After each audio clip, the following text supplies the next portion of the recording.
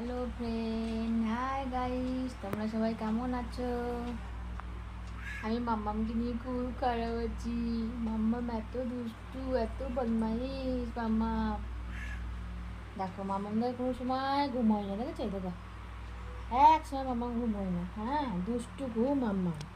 মাম্মাম খুব দুষ্টু, দেখেছো তোমরা? দেখো একটু ঘুমবে না মাম্মাম, না এত দুষ্টু।